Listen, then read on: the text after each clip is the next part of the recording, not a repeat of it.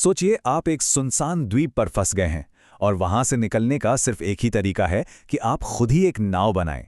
चलिए आज एक ऐसी ही कहानी को समझते हैं जो एक बहुत बड़ी चुनौती के बारे में है, जिसमें सब कुछ दांव पर लगा था। तो इस पूरी कहानी का जो सबसे बड़ा सवाल है वो यही है, क्या कुछ दोस्त जिनके पास कोई तजुर्बा नहीं है, सिर्फ हिम्मत और दोस्ती के बल पर नामुमकिन को मुमकिन कर सकते हैं? और इसी एक सवाल ने, इसी एक जिज्ञासा ने इस एक्सट्रीम सर्वाइवल टेस्ट को जन्म दिया। ये सिर्फ एक चुनौती नहीं थी, बल्कि एक पर्सनल सवाल था जिसका जवाब ढूंढना था। चलिए शुरू करते हैं पहले हिस्से से, स्ट्रैंडेड द इम्पॉसिबल चैलेंज। यहां से कहानी शुरू होती है।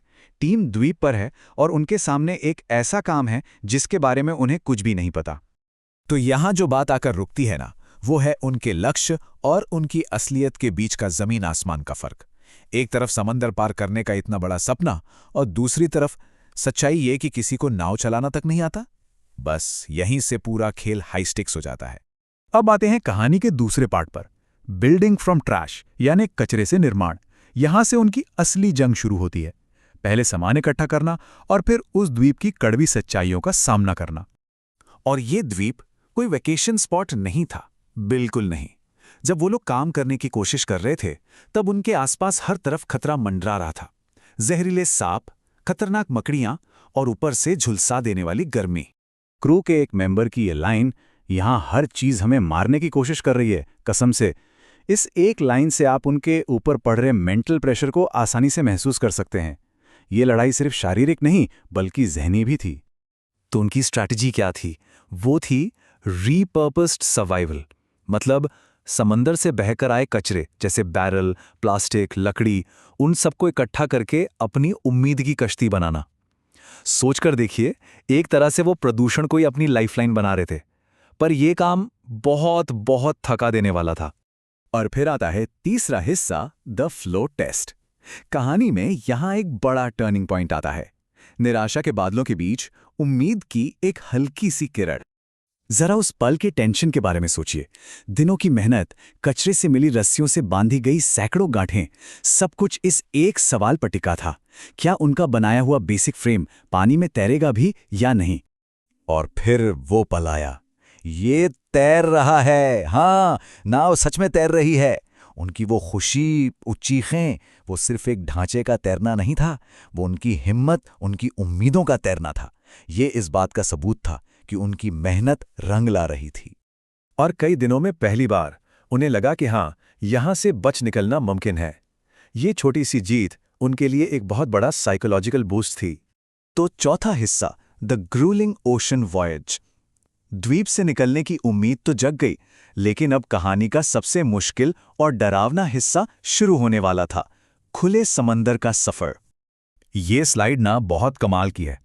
ये दिखाती है कि शुरुआत के जोश और कुछ घंटों बाद की हकीकत में कितना फर्क आ जाता है। स्टार्ट में था, जब पेडल मारना बंद करने का मन करे तो क्या करोगे? पेडल मारते रहोगे। और बस 6 घंटे बाद, मैं और नहीं कर सकता, बस नहीं हो रहा। उनका सफर किसी रोलर कोस्टर से कम नहीं था। 1 घंटे में सफर शुरू हुआ, तीसरे घंटे तक चप्पू टूट गया, सी सिकनेस शुरू हो गई, छठे घंटे तक सब पूरी तरह थक चुके थे। फिर 9वें घंटे में थोड़ी हिम्मत वापस आई, लेकिन 11 घंटे होते होते समंदर का रुख ही बदल गया। और ये कोट उनकी हालत को साफ बयान करता है, हम सब थक चुके हैं, मेरा कंधा बिल्कुल खत्म हो गया है, मुझे तारे दिख रहे हैं क्योंकि मुझे बहुत दर्द हो रहा है। ये सिर्फ थकान नहीं थी, ये जिस्म को तोड़ देने वाला दर्द था। अब हम आते हैं 5वें हिस्से पर, डिफीटेड बाय द टाइड्स, यानी समंदर की लहरों से हार। ये सफर का क्लाइमैक्स है, वो पॉइंट जहां मंजिल बिल्कुल सामने थी लेकिन फिर हाथ से निकल गई। यहां देखिए टेंशन कैसे बढ़ता है। जैसा कि स्लाइड में दिख रहा है, वो लगातार मंजिल के करीब आ रहे थे। 1.7 मील, फिर 0.9 और फिर सिर्फ 0.6 मील दूर। सब ठीक चल रहा था और तभी अचानक समंदर की लहरों का रुख बदल गया। ये था वो फैसले का पल। उन्हें दिख रहा था कि वो मंजिल से सिर्फ 1/3 मील दूर हैं, लेकिन अगर करंट ने उन्हें पकड़ लिया तो वो द्वीप को पूरी तरह मिस कर जाएंगे। यहां पर नेचर उनकी कोशिशों पर हावी हो रही थी। आधा मील, सिर्फ 0.5 माइल्स। ये एक छोटा सा नंबर उनकी हार के दर्द को पूरी तरह बयां कर देता है। वो इतने करीब थे, इतने करीब कि सफलता को छू सकते थे, पर आखिर में पहुंच नहीं पाए। मुझे विश्वास नहीं हो रहा, हम द्वीप के इतने पास थे और अब हम उससे दूर जा रहे हैं। इस एक पल में उनकी सारी मेहनत, सारी उम्मीदें सब टूटकर बिखर गईं। ये एहसास कि मंजिल आंखों के सामने से दूर जा रही है, वो सच में दिल तोड़ देने वाला था। और अब आते हैं आखिरी, छठे हिस्से पर, द एगनी ऑफ फेलियर, यानी असफलता का दर्द। आखिर में इस पब्लिक फेलियर के पीछे जो इमोशनल असर हुआ और इसका असली मतलब क्या था, इस पर गौर करते हैं। ये लाइन सब कुछ कह देती है।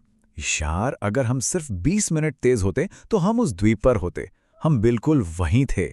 यहां पर यह बात समझ आती है कि जीत और हार के बीच का फासला कितना कितना मामूली हो सकता है।